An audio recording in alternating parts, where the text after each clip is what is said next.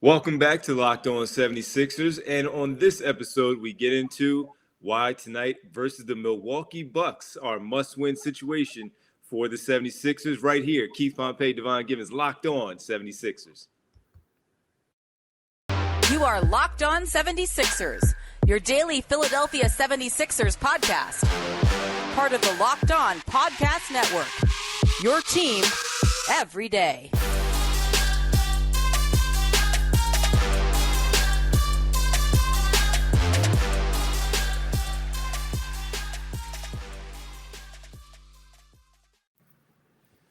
And welcome back. You are Locked On 76ers. I'm Devon Givens from 97.5 The Fanatic Radio in Philadelphia, alongside, once again, my co-host and partner, Keith Pompey of theinquirer.com.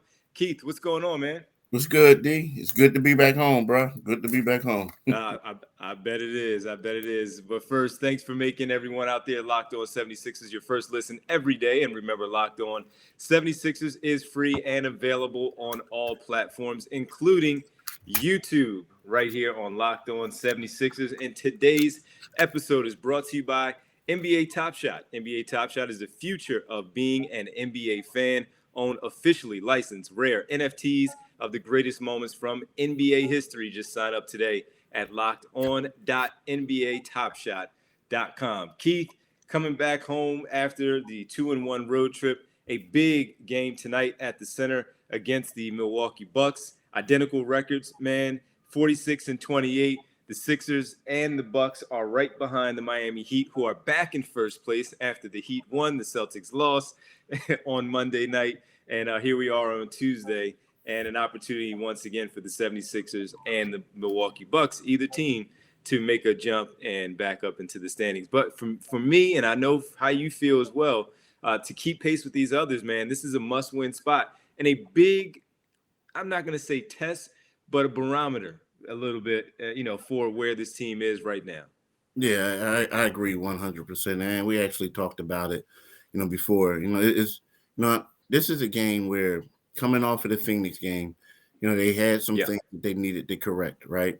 Now is the time that they could go out there and they could work on those things that they need to correct. And I feel as if that this would be a good matchup for them. Not only that, it also comes a little bit of a mental edge. Like, I think they want to win this game, right? You got Giannis, you got Embiid. If more important than just seeding purposes, we're talking about two guys who are trying to get MVP, two guys who are battling for the scoring title. So, I think that this game right here brings a lot of excitement, and it's a game after the way the Sixers lost to the Phoenix Suns, the mistakes that they made. I feel as though that this is a game that where they want to come out and they want to win it, and I think they have to win it moving forward. Well, you look at the way that James Harden played, and that when we highlight that a lot, the 2 of 11 from the floor, both makes came from beyond. And with the 2 of 11, he was 2 for 5, so 0 for 6 from the 2-point line, as we talked about yesterday. He has to play much better. And the last time these two teams played was right before the trade deadline. The trade had already been executed. He was there. He just wasn't playing. And the Sixers won. The Sixers won going into the All-Star break. And as you talked about, look, maybe it was a getaway situation for the Milwaukee Bucks. They were just looking ahead to getting away the All-Star break. The guys who weren't playing in the All-Star game, they were ready to take their trips with their families just to kind of get away from it all, the grind of the NBA season. Well, if the Sixers are going to get the real Milwaukee Bucks tonight, he has to play much better. He's the one that I'm really focused on as far as how this game goes tonight, what they need to do. And look, you can possibly see them in the postseason, especially if you think you're going to do something and have an extended run this spring. He has to be the one that you traded for, the player that you thought you were getting in this trade. He has to play like that tonight. Yeah, I agree 100%. And D, not and I'm not. This isn't like a knock or anything like that. But if you look at the games that he really excelled against, it was the game against Minnesota, the 2 games against the Knicks, and then the game against the Clippers. And all 4 of those teams weren't exactly known for their D, and all 4 of those teams weren't exactly known for being extremely competitive. Now, I know Minnesota has improved, right? But these were teams that the Sixers were able to do whatever they wanted to against. So, it's one of those things for him. I think that, it's a chip game. Like, you want to have a solid game against a solid opponent, because when you look at it, he didn't play well against Milwaukee. Excuse me. He didn't play well against Phoenix. He didn't play well against Brooklyn. And he, you know what I mean? Like, these are two of the Yeah. teams that we're saying, like, yo, these are the games that he was brought in to perform against, to help them win the championship. So right now, when you got a guy like Drew Holiday, who's a solid defender, is one of those things where you say to yourself, like, okay, let's get it done. Now, one thing I will tell you, when they Yeah. beat Milwaukee the last game, they beat Milwaukee 123-120. Joel Embiid Yep. had to have game highs of 42 points and 14 rebounds to go with 5 assists. So, it was just like the old Embiid, where he had, as good as they played, he had to do a 40 burger in order for them to win the game. Well, sometimes when you are that level of player, you got to drop those kind of numbers in order for your team to win. So let's see if he can get a little bit more help tonight. And when they did lose to the Bucks back in November, early part of the season, they lost by 9 points, 118-109. So a big one here tonight, and the 3-point victory. In that loss, by the way, Tyrese Maxey had 31 for the Sixers to lead the way for them. So they have to, in my opinion, Keith, they have to make sure that they get up and down the floor and transition defensively and offensively, put some pressure on them. Embiid will do his part in trying to get them in foul trouble. Brook Lopez is back, so we'll see if that means anything as far as the defensive scheme goes against Joel Embiid tonight. But the usual suspects are Giannis, Drew Holiday, and Chris Middleton. The other part was, in that game the last time out, Matisse Thybulle started the game, and Giannis was defending him. Mike Budenholzer and the staff decided that Matisse Thybulle was the defensive assignment for Giannis, and as a result, they didn't account for him. Giannis was just roaming around the middle of the floor playing free safety and able to double team wherever the ball was going, leaving Matisse Thybulle open and daring him to do anything offensively to beat him. So the adjustment was made by Doc Rivers and his staff, and George Niang came into the game. Furkan Korkmaz came into the game as well, played more minutes. Furkan started the second half, if I'm not mistaken, and he was a non-factor, Matisse Thybulle, in that game. So I'm curious to see how they change things up a little bit and try to maybe get him involved a little bit more, where he is accounted for, where they cannot just have that free reign of what they want to do defensively, double teaming Embiid, shading off of him, and keeping an extra eye on Maxey. And now with Harden out there, how do they go about it? Do you see anything different? What do you see different potentially tonight from the Sixers side with how they played it before the last time out? I mean, I can see two things happening. I can see either Furkan Korkmaz getting the start, or you can see Matisse, if he doesn't make open shots, getting a quick hook. Because, it was a game where, Doc Rivers wanted to play Furkan last game, give him some minutes, but the things just, start going the wrong way with Matisse's foul trouble, and they had to get Danny in there and stuff like that. So they didn't really have it. But I could see that actually happening, because when you look at it, the last game, Tyrese Maxey and Tobias Harris both had 19 points. George Niang had 18 off the bench, while Furkan Korkmaz added 13 off the bench, right? 13. So it was one of those things where, like you said, he started the second half, and he gave him a little lift. He gave him a big lift, by the way. So, I can see, if you want to be loyal to Matisse, you start him. But in the back of your mind, look, if this ain't going to work out, bro, you're about to come off the bench, you're about to get benched, so there we go. Yeah, and he has to stay out of foul trouble, as you mentioned. And Embiid, I'm sure, will match up a little bit against Giannis. That'll be what we find from time to time. We'll see those two guys come back. And, George Niang started that game. My apologies. Played a tremendous game, shot the ball really well. Maxey went off in the middle part of the game, where second quarter specifically, where James Harden was coaching him from the sideline, getting on him because he wasn't being aggressive enough in that one. And he played a really good game. Good win on the road. even though it was the getaway game for the All-Star break. It was a good win on the road. And next, we got to talk about, Keith, the X factor of the game, because as you talk about, Joel Embiid cannot do it himself. We need to find out who the X factor is going to be tonight against the Milwaukee Bucks. You'll tell us that when we get back right here on Locked On 76ers. And Keith, I got to tell people about NBA Top Shot, the officially licensed NFT of the NBA. Connect with the passionate community of NBA fans across the globe and build your collection with your favorite moments from NBA history. Some of my favorite moments, I've just thinking about Allen Iverson crossing over Michael Jordan, something like that. Just great moments all around in the league. NBA Top Shot is the future of what being an NBA fan looks like. It's part trading cards, part stock market, and part fantasy sports built into one in a loyalty program.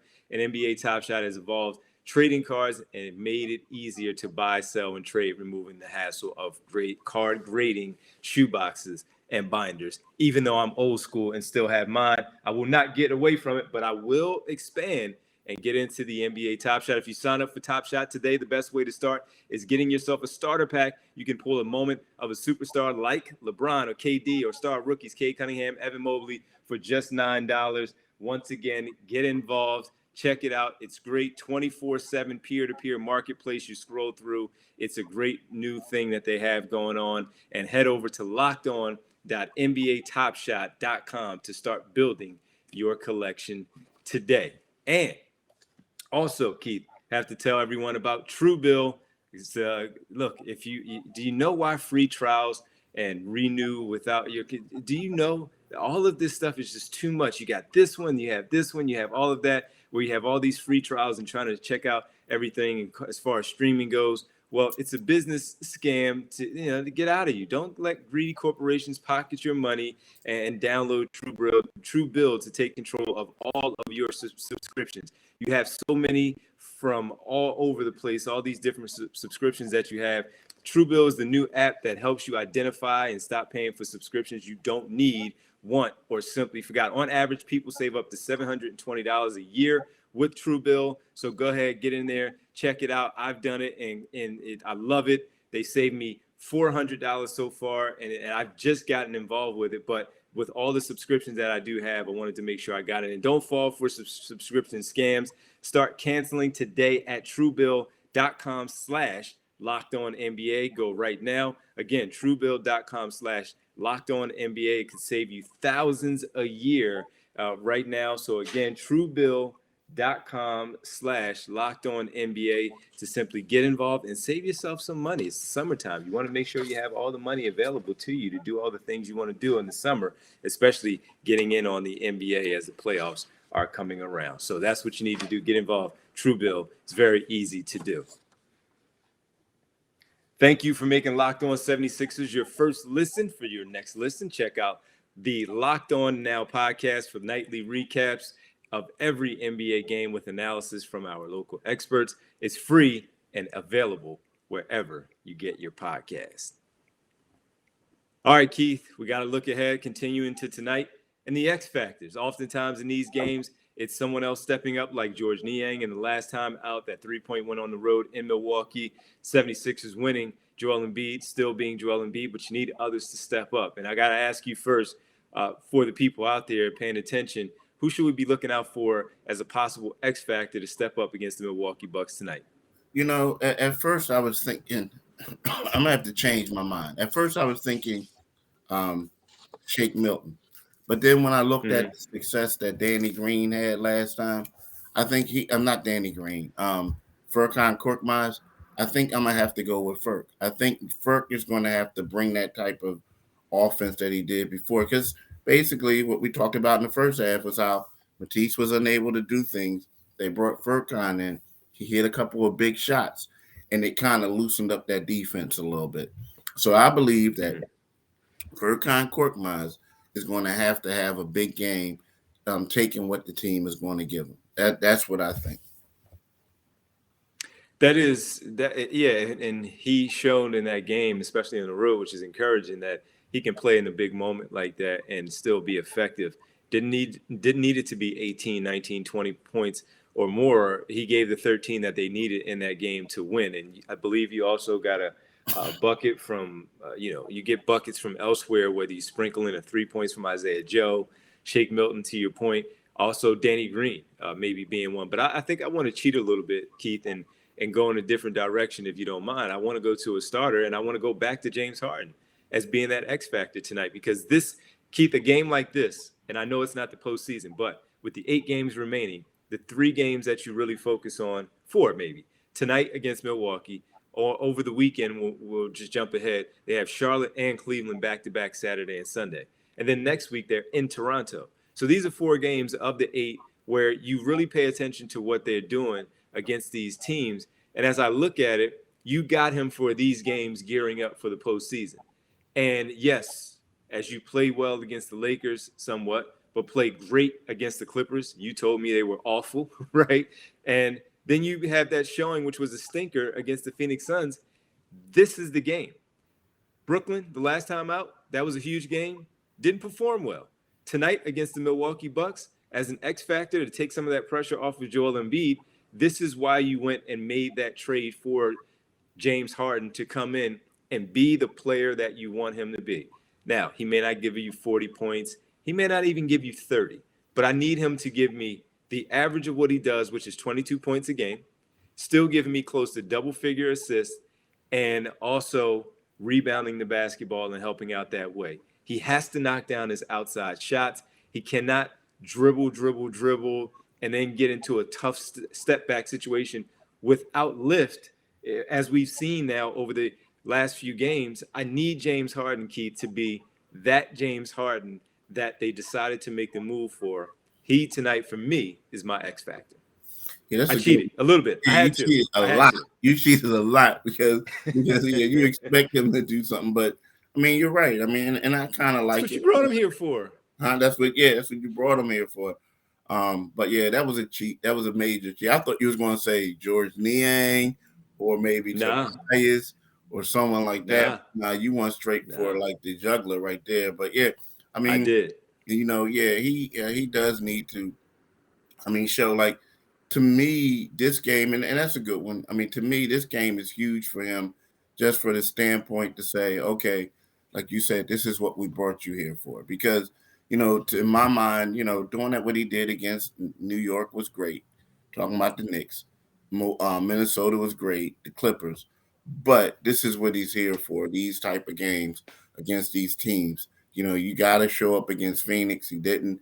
You have to show up against Brooklyn. He didn't. And now let's see if he can show up against the Milwaukee Bucks. So that was. And again, look, their record is still really good with him in the lineup. But when we talk about the memorable things that stand out for us, especially with us trying to preview what the postseason could look like a bit and kind of forecast and see what they are going to be, he has to play much better in these big games. And I need to see that, because he hasn't played against Miami. Sure, the Chicago game and Denver, even Dallas as well. He has to play much better in these games. So that's mine. That's where I'm leaning more towards. And sure, Tobias Harris, of course, you want to see a big game from him, Maxey, and Matisse Thybulle, as we mentioned a little bit earlier. We need to see all of that, because this is a team that you're looking at as a potential matchup in the postseason, and one that, I got to be honest with you, is still my favorite to get to the Eastern Conference Finals, the Milwaukee Bucks, because of how good they are, because of what Giannis does, because of the chemistry that they have and the championship pedigree from a season ago. This team is seasoned. They know what it takes to get there, and they're just getting back. Now, adding Brook Lopez to the mix, Pat Connaughton is back now from his injury. Grayson Allen is a new member, but he is there. Bobby Portis is playing well. He seems to play well against the 76ers. They have their X factors where guys step up against the 76ers, like Bobby Portis having a big night, a big shot from David Waba, right? He had 18 points. He had a career high, it seemed like, against the 76ers. You need that to happen as well against the Milwaukee Bucks in order for it to go in. So that's my X factor. And Keith, when we come back, we got to address one thing that Doc Rivers said post-game after the loss to the Phoenix Suns that the 76ers and their staff keep track of.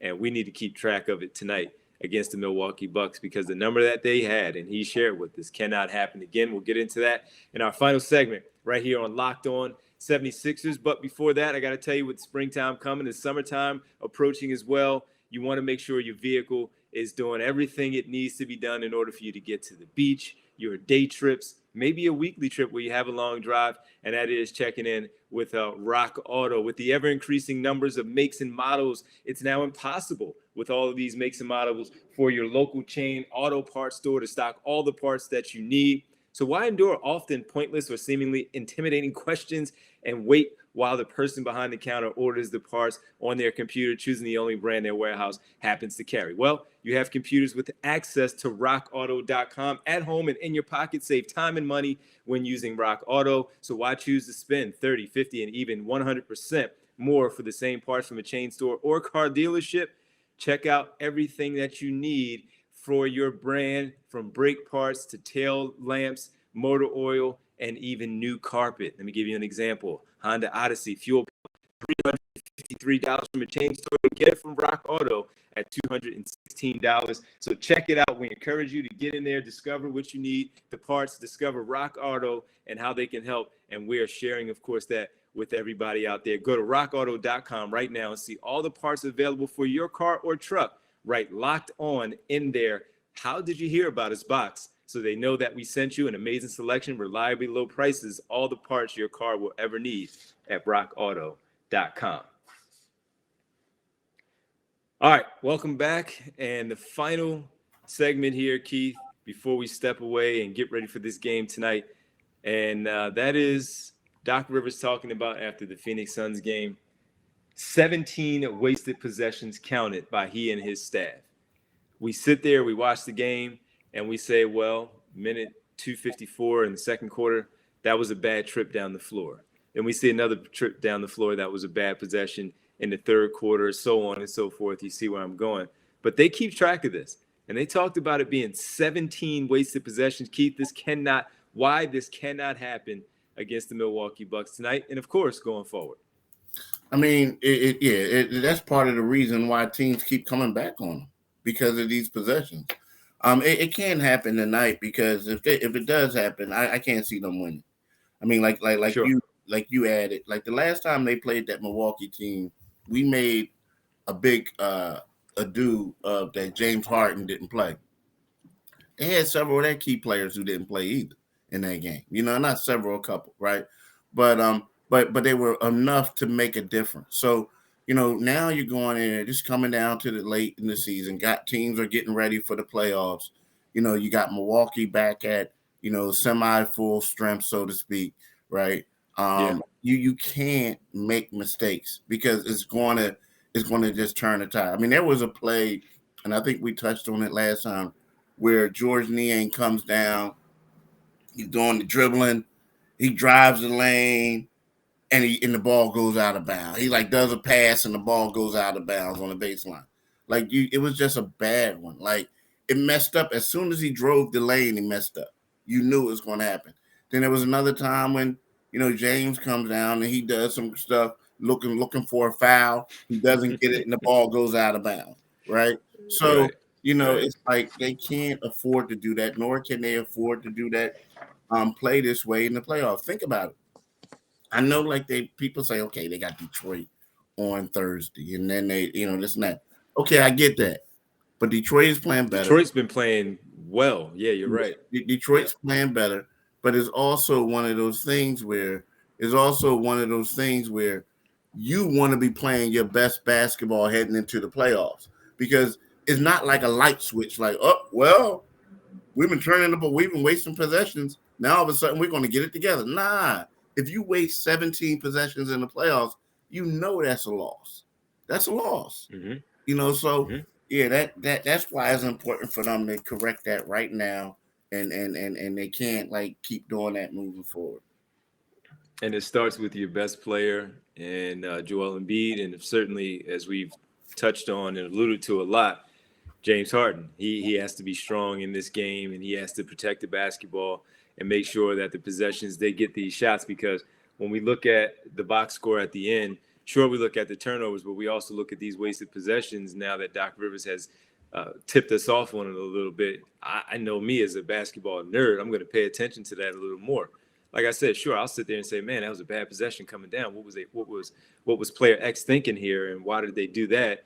You need to get a better look. You need to get a better shot. Or even if you do get a shot off, dribble from James Harden, and then passing the ball to Tobias Harris with 2 seconds left on the clock that has to hoist up a shot or even get to a spot to try to get a shot off, has to do much better in those wasted possessions. So I hope it's something that they focused on their day off on Monday, and they come back ready to go against this team, which the Milwaukee Bucks are a really tough defensive team, and they have to bring their A game tonight. Keith, this is a big one, big game tonight, and I can't wait to talk with you tomorrow and the people about it, because while it may not tell the entire story, it's going to give us at least something to think about and until the postseason. And if it's a bad performance, we'll be looking at things here as we start to, again, look ahead to the playoffs and say, until we get there against the Milwaukee Bucks in the postseason, this stink of this game is going to remain until they can clean it up and, of course, erase that one from our memory. So big one tonight. And any final thoughts on the game this evening?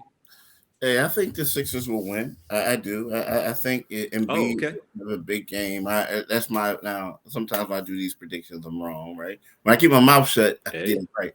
But I do think they'll win. I think that the fact that right now that a lot of people are saying that Joker, well, a lot of the voters who are going to vote are saying that they're going to vote for Joker over Embiid, and ESPN announced that this morning.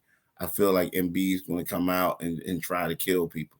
I mean, I do. I think that he's going to have a huge game today. That's my opinion. And Giannis is also in that mix too. But as far as Jokic, last night he had another triple-double, Keith, in their win. So he played well again last night. So obviously the last thing that they saw was that. There's 8 games remaining for Joel Embiid to continue to make the noise. And this thing is just, I can't wait until it's over one way or another. Obviously, I think he's the MVP of the season. So do I think that the same for Nikola Jokic. Only one player can win it. And this thing about the national media and their obsession of – my only problem with it, Keith, and then we'll go. They never give the reasons why Joel Embiid should win it. They only say that he is in the top 3. No one else is going to crack the top 3 between he, Jokic, and Giannis. They give all of these warped numbers and these advanced statistics about Nikola Jokic and the record which he has in the Western Conference, which is similar to Giannis's and Joel Embiid's with their teams. But I never hear any reason why Joel Embiid should win it except for he's dominant. That's it. Well, if that's the case and that's the criteria and that's what he's doing and they're winning, then he should also get some of the same love from the national media. It's a puzzling thing. They get excited with the passing and all from Jokic, and I do too. But I think Joel Embiid is right now still, until otherwise, I think he's the MVP. But we'll continue with that as we go along because these next 2 weeks we'll have plenty of that to talk about. Thanks for making everybody Locked On 76ers your first listen every day. Tomorrow we'll get into what happened against the Milwaukee Bucks. We'll see how things played out for the Sixers in the game against the Milwaukee Bucks. Did they win like Keith thought? Will Embiid have a dominant performance? Will James Harden make sure this team doesn't have wasted possessions? We'll get into that. Now, as you made it your first listen, Locked On 76ers, now make your second listen, Locked On NBA. We're Locked On experts covering the biggest stories around the NBA every Monday through Friday in less than 30 minutes. It's free and available wherever you get your podcast. For Keith Pompey, I'm Devon Givens. Keith, thanks so much. Thank you to everybody out there listening. This has been Locked On 76ers.